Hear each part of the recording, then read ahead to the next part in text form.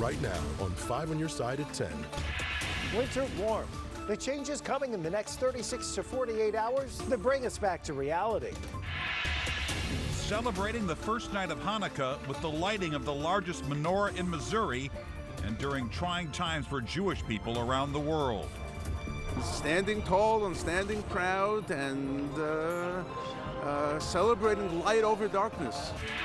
Our top story, police chief ousted. The big shakeup tonight in public safety in one West County community.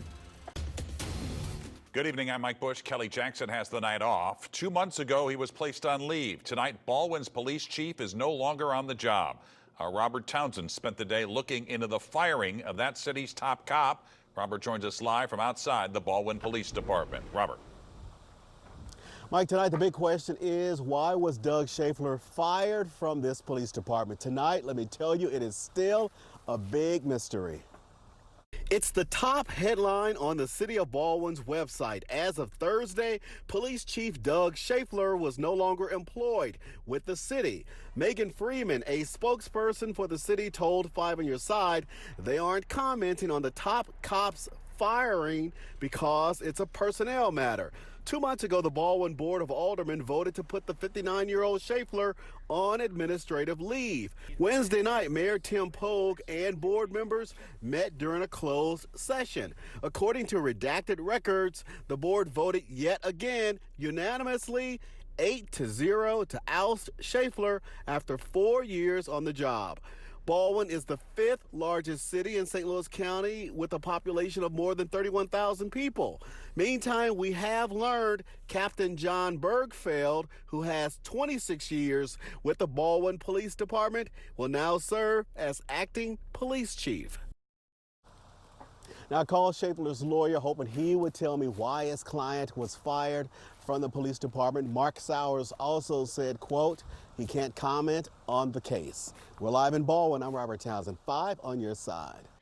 Punches thrown and even a knife drawn all over a fast food order. It happened at a Panda Express in Richmond Heights. The store's manager didn't want to speak on camera, but he told 5 on Your Side the customer wanted a refund for food he'd already eaten and didn't have a receipt. He called employees names and threatened to shoot them. They replaced the order and the man left, but he came back throwing food in their faces, and it wasn't until he was escorted out that the attack happened. Honestly, that's genuinely crazy that somebody would stab an employee over some food. I just think it was never that serious to harm somebody like that, especially over some food. Richmond Heights police arrested Philip Person on assault charges. We're told the employees who were attacked are both okay. It was a beautiful day today, but it wasn't your typical St. Louis December weather. Chief Meteorologist Scott Connell joins us now to time out how long the warmer temperatures are going to last. You know, it stays not so December-like into early Saturday, and then things start to change, and that change will bring at least a chance for some showers across the area. But it's dry right now, and it's going to stay dry as we head through the daytime hours tomorrow. So look out into St. Charles right now. Everything's rolling along on Highway 70. We're still above 50 degrees across much of the bi-state region. We've dropped back to 53 in St. Louis. Look at Kansas City, still 58 degrees. You've had just some high clouds coming through here and there, and that's been about it. Our high today, 68 degrees, just 5 degrees shy of the record high of 73. So way above average today. And it looks like we're way above average again tomorrow. Most of us should be around or a little above 60 for the high. The big change tomorrow is the clouds really rolling in and thickening, so you don't get much sunshine tomorrow, but staying dry to about 6 or 7 o'clock. And then the chances of rain tomorrow evening will increase a bit. We'll talk about that. Time it out with your Weather First Futurecast in just a few minutes, Mike. All right, Scott. Tonight is the first night of Hanukkah. And to celebrate, one of the largest menorahs in the country was lit downtown. It will be up for the entire 8-day holiday on Keener Plaza. 5 on Your Side's Laura Barczewski was there and talked with the designer about what it took to build it. Laura? I did, Mike, and the designer tells me this menorah is nearly 30 feet tall. It's a beautiful symbol of the season, but to many it means so much more. It's a sign of hope, love, and celebration. Light up the lights, the candles burning bright, and the festival of lights here on Hanukkah. 29 feet tall, 33 lights, 200 feet of truss, 135 bolts, a base of 15,000 pounds, all to light the way for 8 days of Hanukkah in downtown St. Louis. It's the tallest menorah west of the Mississippi.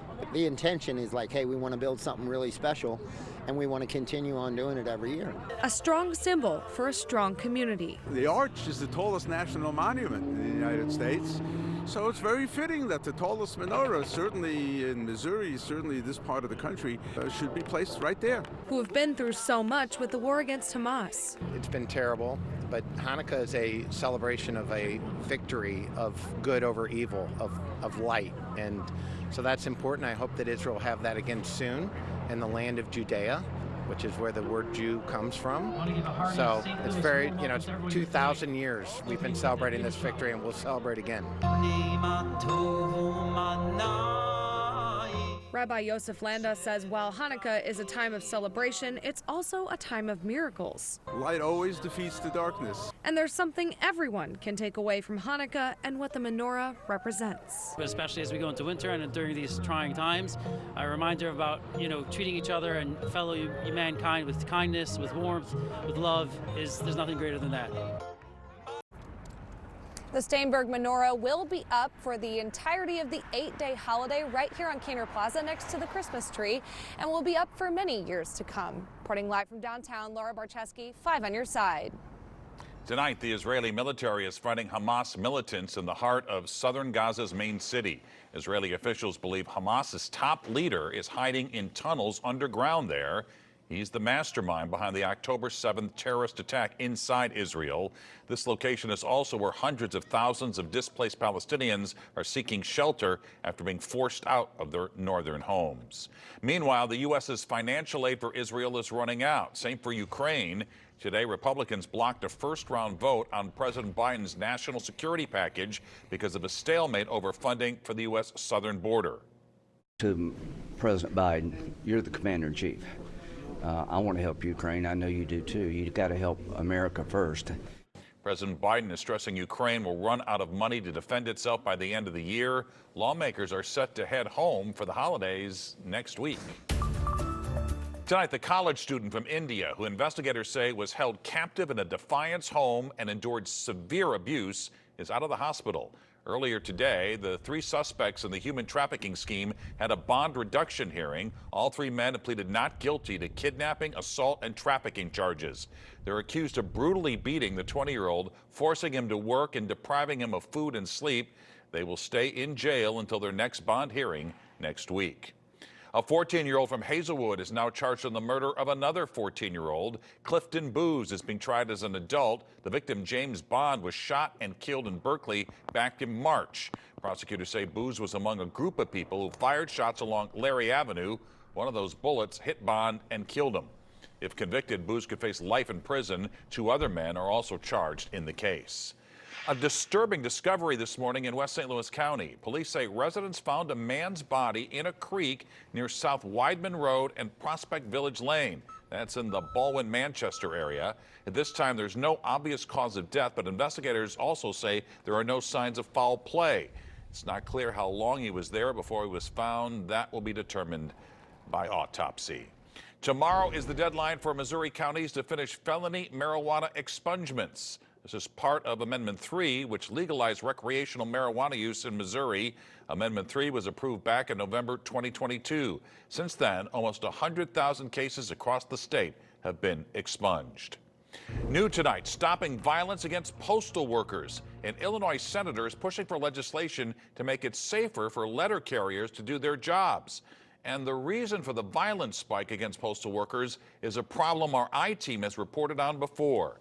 Tonight, our Christine Byers with what the federal government wants to do to stop the problem.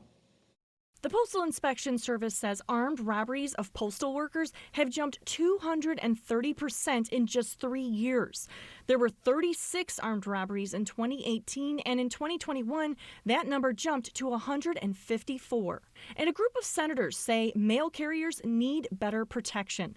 The Postal Protection Act would allow police officers with the post office to go along with carriers on their routes. It's a shift from 2020, when the Postmaster General stopped the practice, only allowing those officers to patrol post office locations, not the routes of carriers. I want to make it safe for people to receive their mail, and I want to make it safe for the letter carriers and people who are working to bring it to us.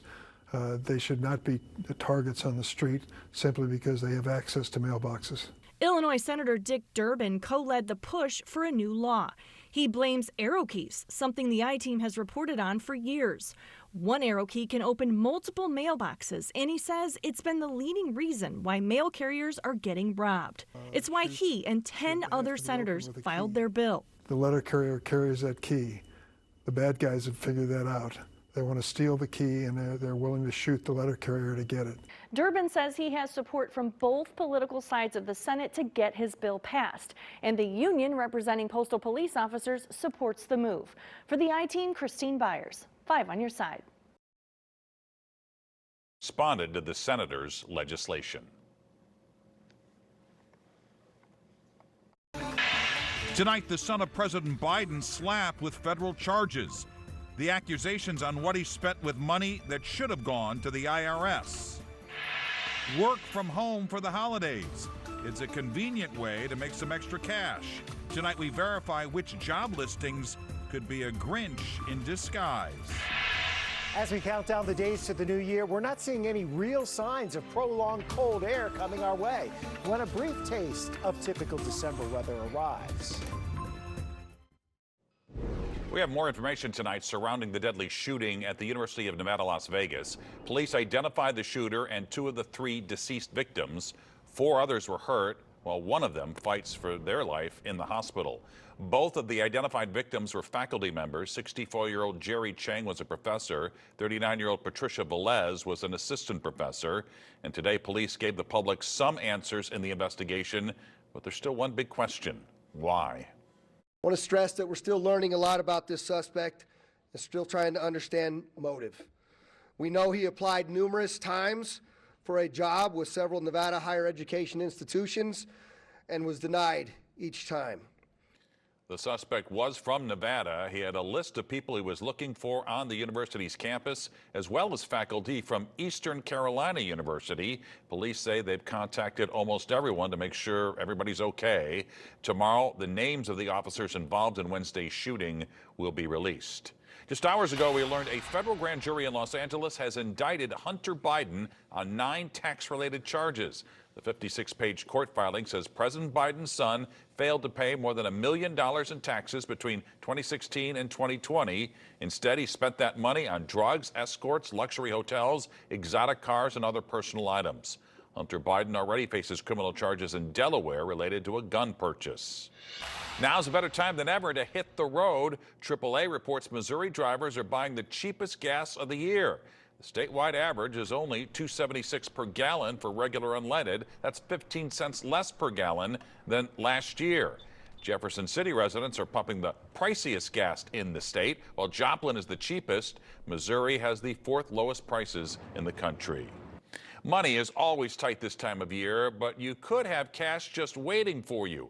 There's plenty of unclaimed money in Illinois' database just waiting to be claimed. The Treasurer's Office says 1 in 4 adults in Illinois who search the database find missing money. The average claim is $1,000.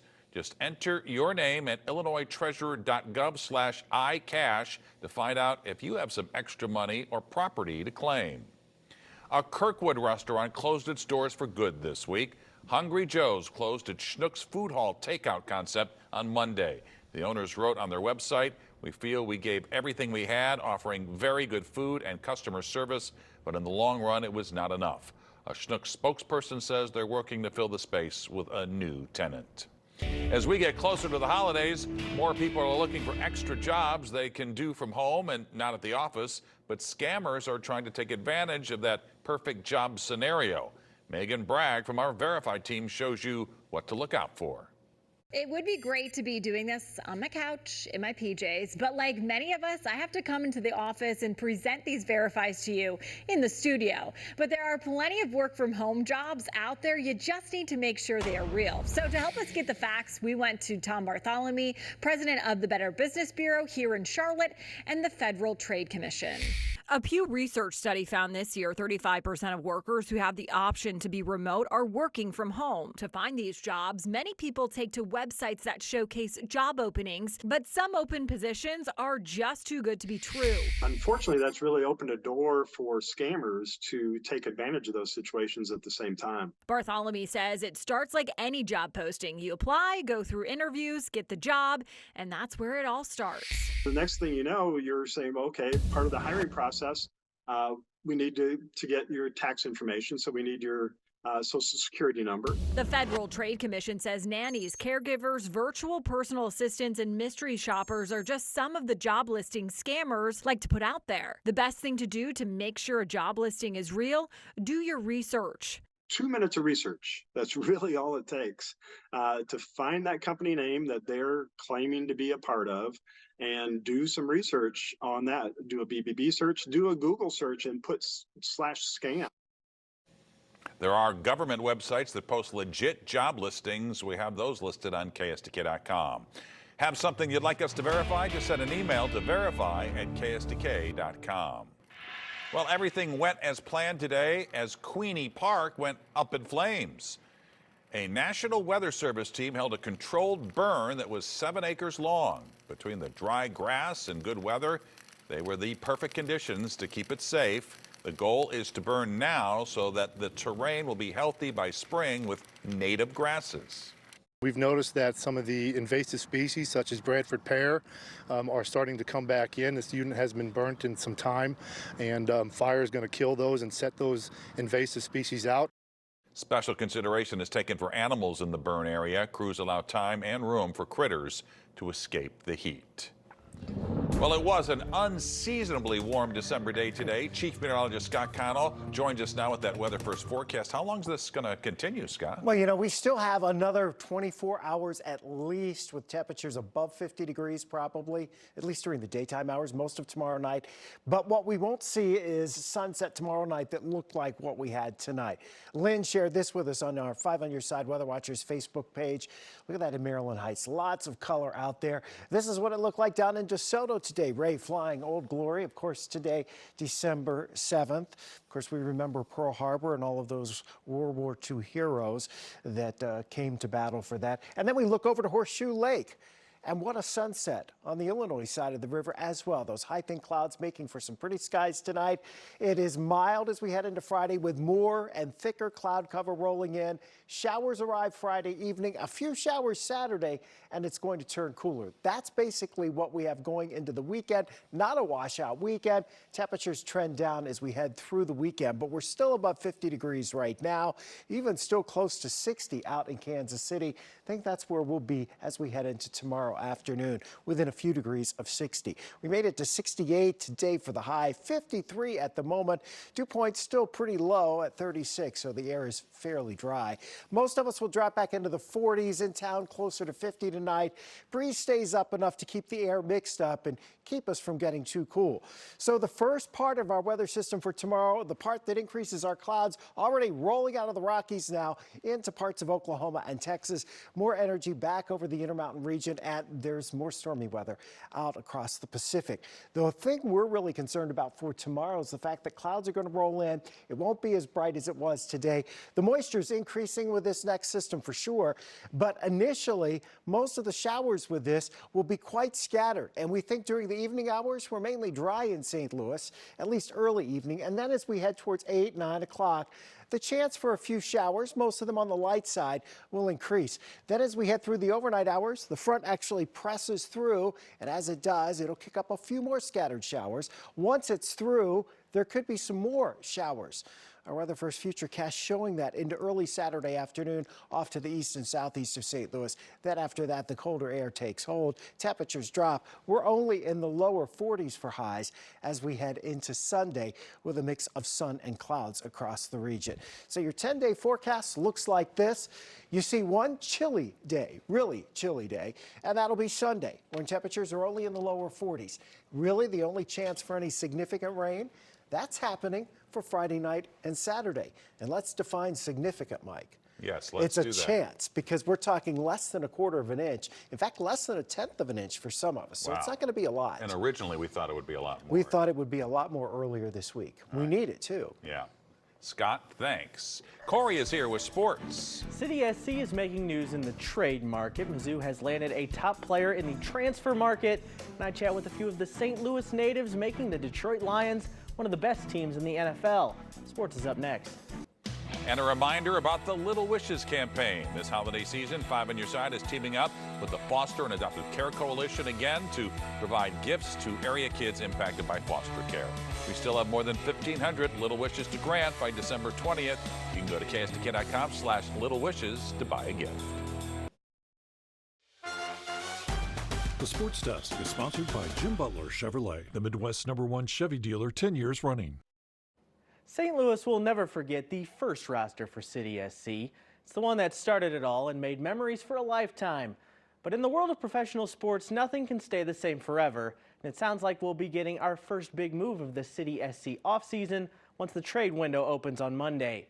Both The Athletic and The Washington Post are reporting that City SC has a deal in place to send forward Jared Stroud and defender Lucas Bartlett, along with $300,000 in general allocation money to DC United in exchange for midfielder Chris Durkin.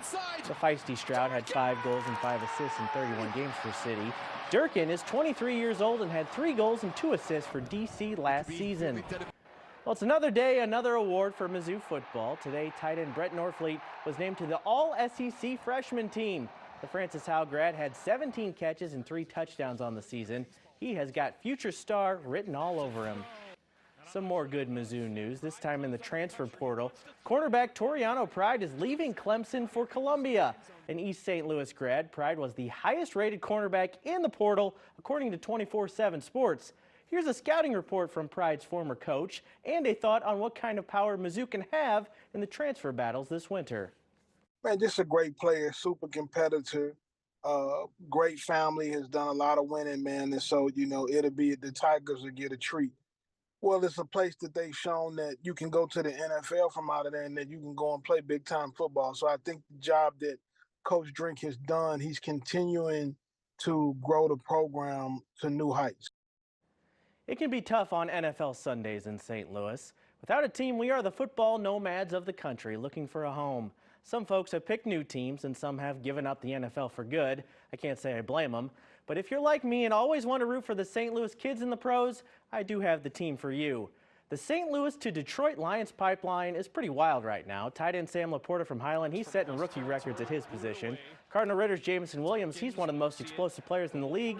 And then there's the special teams unit. Ladue punter Jack Fox and Edwardsville kicker Riley Patterson make up one of the best groups in football. On the 9-3 Lions, one of the best teams in football. And these St. Louis kids have a relatable description for what this season feels like in Detroit. Most of our away games, it seems like half the crowd is Detroit Lions fans. So that's really special. And just the buzz around the city is unbelievable. It kind of feels like October baseball in St. Louis. It's really cool. I think October baseball in St. Louis is a great way to explain it, man. You kind of, you start watching all the games a little bit more intently, especially like growing up as a kid. Like it's just the time where everything gets pretty serious. And there's kind of just like this little bit of a buzz. So it's pretty cool to be a part of something like that. You kind of have to pinch yourself. Umsel Volleyball played in the D2 Elite 8 today against Anderson with a trip to the Final Four on the line. They dropped the first set but came roaring back to take the match in 4 sets. Congrats to the Tritons. They will play Cal State LA tomorrow for a trip to the title game. Huge girls high school hoops game in the Metro East tonight. Alton at defending state champ O'Fallon. Redbirds flying high early. Jarius Power is going to hit the three-pointer from beyond the arc. Then watch this sequence. Josie Christopher connects from deep with time winding down for O'Fallon. Alton gets it down the court. Just enough time left for Kyoko Proctor to hit a 3 of her own. This one lived up to the hype. Alton wins 55-50. A lot more high school basketball highlights coming tomorrow on 5 on Your Sideline. All right, sounds good. Corey, thanks. Well, something has been missing at the planetarium in Forest Park when a holiday tradition is set to return. Busch Stadium is going to be rocking this summer. Def Leppard and Journey announced their summer tour today, and the iconic rock bands will kick it off right here in St. Louis on July 6th. Pre-sale tickets are on sale now. General tickets will go on sale a week from tomorrow. And tickets go on sale tomorrow on Live Nation for the Red Hot Chili Peppers. That band is bringing its Unlimited Love Tour to the Hollywood Casino Amphitheater on July 30th.